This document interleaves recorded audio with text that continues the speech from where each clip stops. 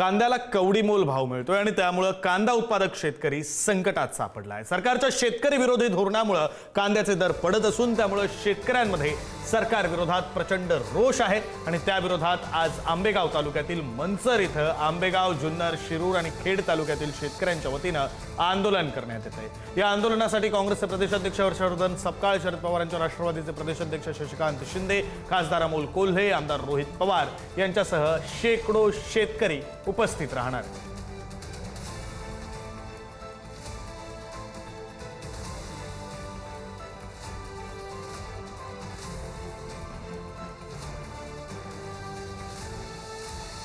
कांद्याच्या कोसळलेल्या दराविरोधात शेतकरी आक्रमक झालेले आहेत। शेतकऱ्यांसह महाविकास आघाडीचे नेते सुद्धा यामध्ये सहभागी होणार आहेत। कोणकोणते नेते सहभागी होत आहेत तर आमदार रोहित पवार आहेत, खासदार अमोल कोल्हे आहेत, काँग्रेसचे प्रदेशाध्यक्ष हर्षवर्धन सपकाळ आहेत, शरद पवारांच्या राष्ट्रवादीचे प्रदेशाध्यक्ष शशिकांत शिंदे आहेत। हे सगळे नेते या आंदोलनामध्ये सहभागी होणार आहेत। खरं तर महाविकास आघाडी आता आक्रमक झालेली आहे। आपले प्रतिनिधी तुषार झरेकर आपल्यासोबत जोडले गेलेले आहेत। आपण त्यांच्याकडून आत्ता तिथे नेमकं काय सुरू आहे या संदर्भातले अपडेट जाणून घेऊया। तुषार, आजचं एक चौथं आंदोलन आहे। मंचर बाजार समितीमध्ये त्या ठिकाणी निलावदान पाडले।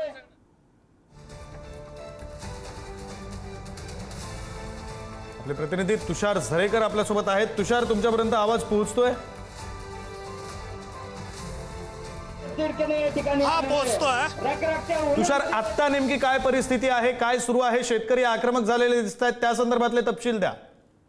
सगळा पोलीस बंदोबस्त या ठिकाणी नक्कीच एकंदरीत जर आपण पाहिलं तर कांदा प्रश्नी खरं तर हे संपूर्ण जे शेतकरी आहेत ते भर उन्हामध्ये आक्रमक झाल्याचं पाहायला मिळतंय। मोठ्या संख्येने या परिसरामध्ये शेतकरी आहेत ते उपस्थित झाल्याचं दिसून येतात।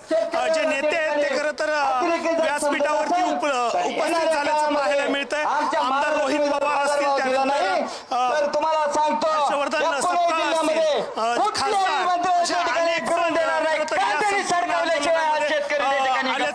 पाहायला मिळते। संपूर्ण जे नेते ते या ठिकाणी मोठ्या संख्येने उपस्थित झाल्याचं एकंदरीत दिसतात। तर हे जे आंदोलन आहे ते आता सुरू झालेलं आहे। रोहित पवार हे या आंदोलनामध्ये पुढे भूमिका घेऊन उभे राहिलेले दिसतात। हर्षवर्धन सपकाळ हे खरं तर या आंदोलनामध्ये उपस्थित झाल्याचं एकंदरीत पाहायला मिळतं। आपण त्यांच्याशीच बोलण्याचा प्रयत्न करणार आहोत। एकंदरीत आपण हे आंदोलन सुरू झालेलं आहे, कशा पद्धतीने आंदोलनाची संपूर्ण भूमिका असते? आपल्या सगळ्यांच्या समोर समस्या आहेत आणि सरकार हे मूकबधिर आणि आंधळ्याचं सोंग घेत आहे। या कुंभकर्णाची झोपेतून जागा करण्याकरता आजचा कार्यक्रम या ठिकाणी आहे। नक्कीच एकंदरीत जर आपण पाहिलं तर हे आंदोलन आता सुरू झालेलं एकंदरीत पाहायला मिळतंय। मोठ्या संख्येने हे जे नेते आहेत ते या ठिकाणी उपस्थित झालेले आहेत आणि हे जे आंदोलन आहे ते पुढे होताना पाहायला मिळतात। अनेक नेते या आंदोलनासाठी उपस्थित आहेत। आंदोलन चालू आहे, कशा पद्धतीने पुढली भूमिका? गेल्या एक दिवसापासून महाराष्ट्रामध्ये शेतकऱ्यांचं आंदोलन फार मोठ्या प्रमाणात सुरू आहे। सरकार त्याच्याकडे लक्ष देत नाही। सरकार फक्त आमदार आणि सदस्य खरेदी करण्याची बोली करत आहे, मग कांद्याची दुर्दैवाने बोली होत नाही। आज आंदोलन झाल्यानंतर नाममात्र भाववाढ केली ती सरकारला परवडत आहे, परंतु जनतेला आणि शेतकऱ्यांना परवडत नाही। याच्या विरोधातलं आंदोलन आहे। हे आंदोलन पेटत जाईल। तुम्ही बघा, निर्यात धोरण, शेजारच्या राष्ट्राचे संबंध हे बिघडल्यानंतर त्याचा परिणाम हा देश पातळीवर होतो, पण त्याचा परिणाम सामान्य जनतेला होतो। आज निर्यात धोरण आणि राजकीय जे शेजारचे राष्ट्र आपल्याकडून कांदा आणि शेती उत्पादन खरंच करत होते, आज त्यांना अडचण निर्माण झालेली आहे।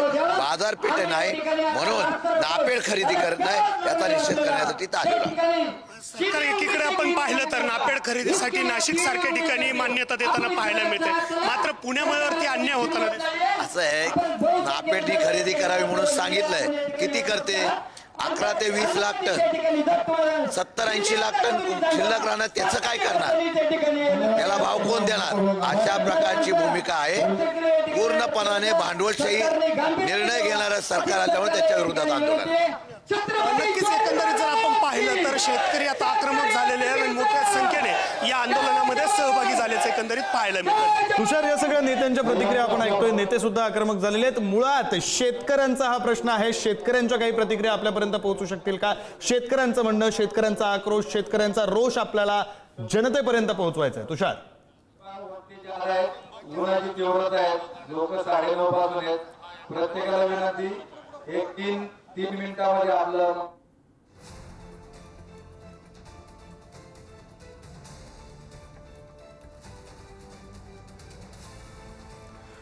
आपण ही दृश्य पाहतो आहोत. दृश्य आहेत पुण्यामधली. पुण्याच्या मनसरमध्ये हे सगळं आंदोलन सुरू आहे. मनसरमध्ये सरकार विरोधात हे आंदोलन सुरू आहे. आंदोलन नेमकं का सुरू आहे तर कांद्याचे कोसळलेले भाव आणि त्या विरोधात विरोधक तर आक्रमक झाले तर शेतकरी सुद्धा आता रस्त्यावर उतरलेले आहेत. सुरू आहे. शेतकऱ्यांचे प्रश्न खरं तर प्रलंबित आहेत.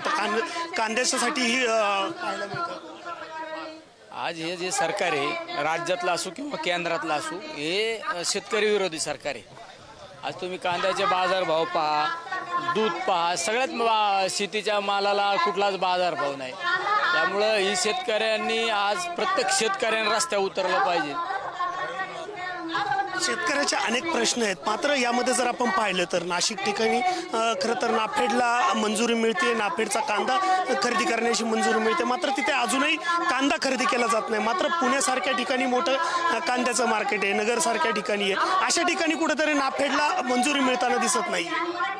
हे फक्त आश्वासन आहे, कृती कुठलीच नाही झाली. तुम्ही पाहिलं असन, या देशामध्ये एक काळ कृषीप्रधान देश म्हणून भारत देशाकडे पाहत होतो. त्यामध्ये महाराष्ट्र एकदम उच्च स्थानावर होता. पण आज सगळ्यात जास्त शेतकऱ्याच्या आत्महत्या महाराष्ट्रामध्ये होत आहे. त्याला जबाबदार कोण आहे? ते सरकार जबाबदारी. एकंदरीत जर आपण पाहिलं तर महाराष्ट्रामध्ये हे जे शेतकरी आहेत ते आक्रमक होताना पाहायला मिळतात.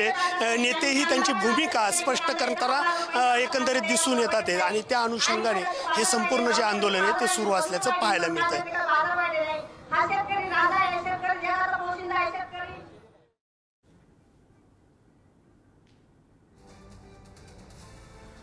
धन्यवाद तुषार, तुम्ही दिलेल्या या सगळ्या माहितीसाठी आणि या सगळ्या राजकीय मंडळींच्या प्रतिक्रिया आपल्यापर्यंत पोहोचवल्या त्यासाठी.